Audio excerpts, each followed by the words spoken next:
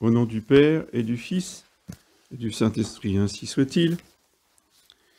Eh bien, chers frères, ces dimanches après l'Épiphanie prolongent la méditation de la Sainte Famille, des relations entre les trois membres de la Sainte Famille.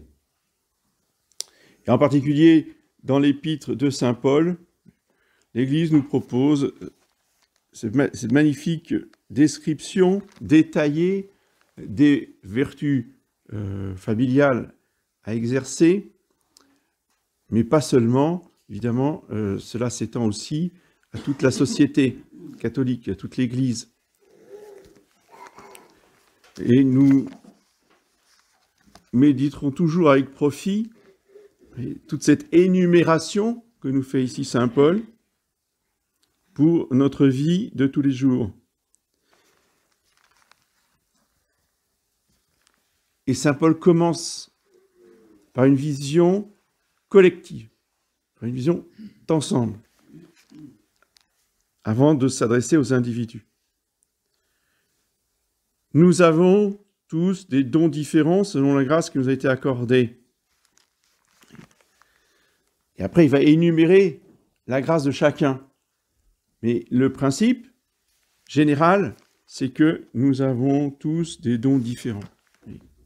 Il n'y a pas d'égalité dans la nature. Il n'y a pas de distribution égale. Il n'y a pas de nature égale. Chacun est différent. Même les jumeaux sont différents. Même s'ils se ressemblent beaucoup, ils sont différents. Et chacun a une mission dans sa vie qui est correspondante aux grâces données, aux dons reçus. Et c'est la mise en commun de toutes ces grâces, c'est la mise en commun de tous ces dons qui fait l'efficacité d'une société, qui fait l'efficacité de l'Église dans l'organisation et la mise en pratique, du salut, de la rédemption.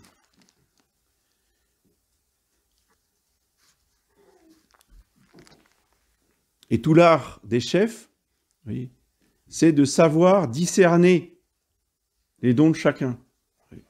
Déjà, dès l'enfance, déjà à l'école, on voit très très bien dans les enfants bien les dons reçus et ce qu'ils n'ont pas reçu. Donc chacun, nous avons des manques, des béances. Parce que quand on lit toute l'épître de Saint Paul, personne n'a jamais eu tout cela en même temps. Donc, il faut accepter, vous voyez, même avec joie, de ne pas pouvoir tout faire, de ne pas pouvoir être bon partout, de ne pas être excellent dans toutes les matières. Il y a des dons particuliers que chacun doit développer pour que dans la communauté, on puisse rendre service en les mettant en commun avec les autres qui n'ont pas ce don. Alors le premier don, énuméré par Saint Paul, est celui de prophétie, pour en user selon l'analogie de la foi. Donc, quel est ce don de prophétie? Alors, pour certains, effectivement, c'est un don de réelle prophétie, c'est-à-dire de révélation privée. Ça est réservé à quelques âmes privilégiées, évidemment, mais ce n'est pas pour elles. Le don en question, c'est pour la communauté, c'est pour l'Église. Si notre Seigneur ou la Très Sainte Vierge Marie viennent révéler certaines précisions de l'avenir par rapport à ce qui a été révélé dans le Nouveau Testament, parce qu'il n'y a pas, je vous rappelle qu'il n'y a aucune nouvelle révélation depuis la mort de l'apôtre Saint Jean. Donc notre Seigneur ne dira jamais rien de nouveau. Par contre, il peut préciser ce qui a été révélé dans le Nouveau Testament pour une époque donnée. ou donner des moyens surnaturels pour sortir un pays, ou sortir une congrégation, ou sortir une région de difficultés, de persécutions, de guerres, etc. Ce sont des interventions privées qui ensuite sont reconnues ou pas par l'Église, mais même quand elles sont reconnues par l'Église, ça n'en fait pas pour autant quelque chose de public, ça reste privé. Mais c'est fait pour le bien de tous, c'est pas fait pour... Surtout ne lisez pas. Ah bah oui, effectivement, si notre Seigneur révèle par un don de prophétie à une âme privilégiée, c'est pour que tout le monde en profite, c'est pas pour que personne ne lise et personne n'écoute. Oui. Et cela selon l'analogie de la foi, parce que le critère pour discerner l'utilité des prophéties privées, c'est l'analogie de la foi, c'est-à-dire il faut que cela corresponde, que cela soit cohérent, que cela ne soit pas contradictoire avec ce que l'Église a enseigné depuis 2000 ans et avec le Nouveau Testament. S'il n'y a pas de contradiction, alors on reçoit la prophétie. Donc, d'autres, on reçoit le don de l'enseignement. Tout le monde n'est pas capable d'enseigner. C'est pas parce qu'on est peut-être savant qu'on a ce don d'enseigner. C'est un don, c'est une grâce. C'est un don du ciel. L'exhortation, qui n'est pas l'enseignement, l'exhortation, c'est l'encouragement à faire le bien, savoir convaincre par le discours un auditoire pour pratiquer le bien. Ensuite, d'autres ont reçu le don de distribuer. Alors, avec la distribution des aumônes, va la vertu de simplicité.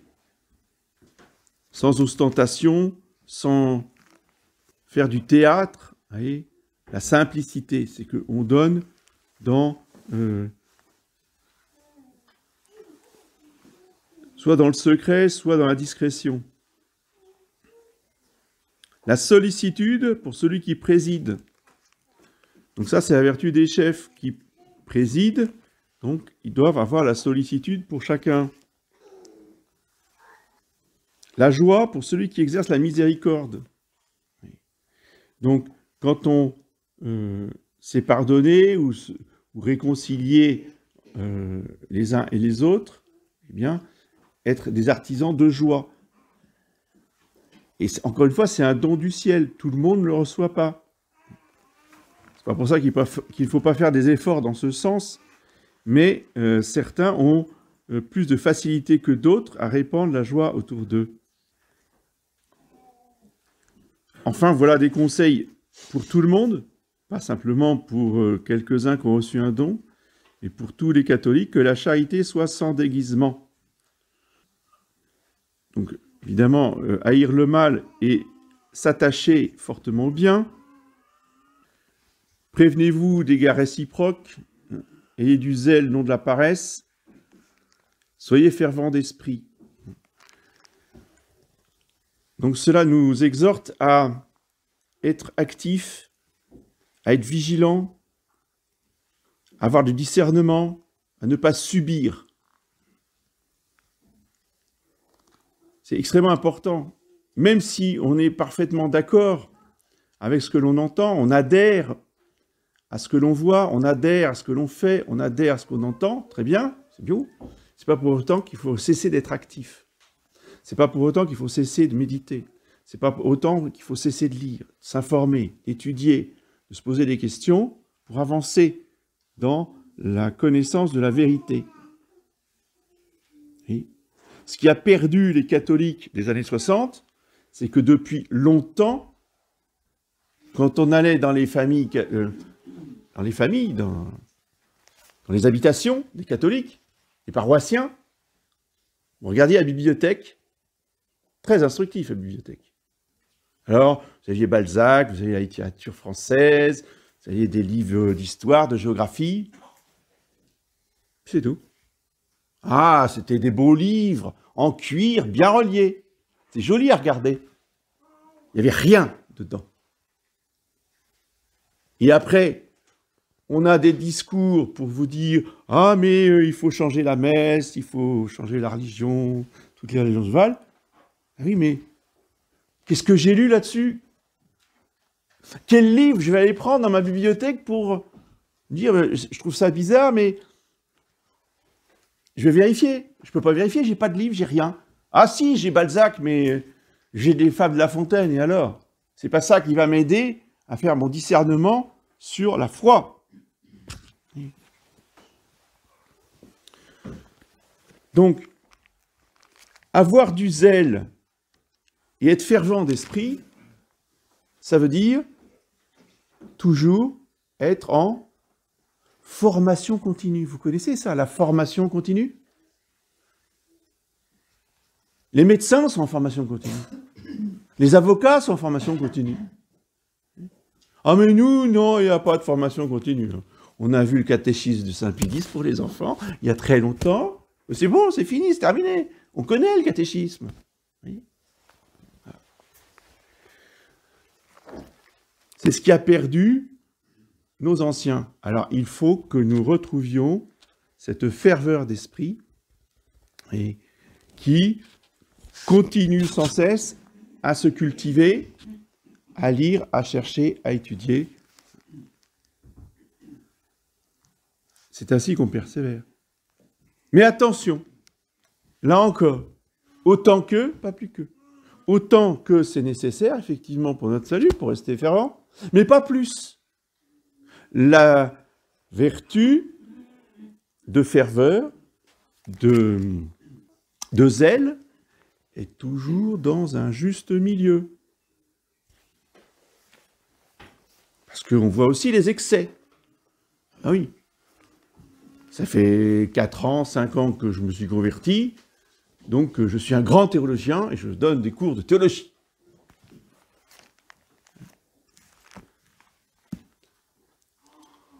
Il faut absolument que nous restions humbles, modestes. C'est-à-dire que continuer à se former, à étudier, oui, mais des livres qui sont à ma portée. Oui. Donc, déjà, des livres qui sont écrits en français. Pas avec des mots incompréhensibles, des citations en latin à tire-larigot, que vous ne comprenez pas, et des concepts philosophiques auxquels vous ne comprenez rien parce que vous n'avez pas fait de philosophie. Tout ça, ça ne sert à rien. Comme dit saint Paul à la fin, ce conseil est d'or. N'aspirez pas à ce qui est élevé, mais accommodez-vous de ce qui est plus humble. Voilà. Et ce qui est plus humble et accessible, tout en étant très profond et nourrissant, oui, ce sont les livres de Monseigneur Gaume, les livres de Monseigneur de Ségur. Alors, Monseigneur de Ségur, c'est un peu plus pour les enfants, beaucoup de livres pour les enfants. Et Monseigneur Gaume, c'est pour les plus grands et les adultes. Mais en même temps, ça reste très simple, hein. Parce que les livres de Monseigneur Gaume, je vous le rappelle, il écrit à son neveu. Son neveu a une vingtaine d'années, c'est un étudiant, je ne sais plus où il était, mais il écrit à son neveu de 20 ans. Donc c'est un langage que tout le monde peut comprendre. Et en même temps, vous voyez, ben ça reste profond et nourrissant. Mais alors, ce piquer de lire les livres du Père Gérard Deslauriers, par exemple, ça sert strictement à rien. Parce que, de toute façon, vous lirez 2 pages et vous aurez une migraine sans rien comprendre. Parce que le langage n'est pas adapté, si vous voulez, aux fidèles, au langage courant. Alors peut-être que, justement, ça fait bien de s'enivrer, de dire moi je lis les livres du Père Gérard, mais non. Et saint Paul nous dit n'aspirez pas à ce qui est élevé, mais accommodez-vous de ce qui est humble et méditez-le. Et revenez sans arrêt dessus. Il ne s'agit pas de connaître 30 000 livres et de mal les connaître en plus. Non, il vaut mieux en connaître beaucoup moins, des livres plus simples, mais de les connaître parfaitement. C'est de revenir sans arrêt dessus. Voyez. de les méditer, de les reméditer, de les méditer encore chaque année. Vous avez des livres de méditation du Père Hamon pour ceux qui commencent, et pour ceux qui sont plus avancés, qui ont déjà bien lu le Père Hamon, eh bien, vous avez les livres du Père Dupont, sur les méditations du Père Dupont. Là, vous avez de quoi faire sur plusieurs années. Et au moins, quand on lit ces livres-là, quand on les médite, ça nous nourrit, il n'y a rien de compliqué dedans, et cela nous fait vraiment avancer dans la vie spirituelle. Mais pour ne pas nous égarer dans toutes ces vertus, dans tous ces dons, dans toutes ces pratiques, voyez, toujours nous en référer à la Sainte Vierge, parce que la grande leçon de l'évangile de Cana, c'est que la très sainte Vierge Marie est la médiatrice de toutes les grâces que l'on reçoit. Donc c'est elle qui prend l'initiative. Ce n'est pas une faute, ce n'est pas injurieux, puisque le Seigneur Jésus veut que ça soit ainsi. Il veut que sa très sainte mère soit celle qui soit à l'initiative des grâces, du salut, de la sainteté et de la rédemption, jusqu'à la rédemption. Il n'avait pas prévu de faire un miracle ce jour-là.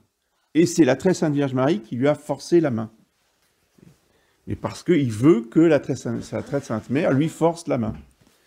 Et donc c'est en priant la Sainte Vierge, en étudiant avec la Sainte Vierge, en pratiquant les vertus avec la Sainte Vierge, eh bien que nous pourrons avancer le plus dans toutes ces pratiques.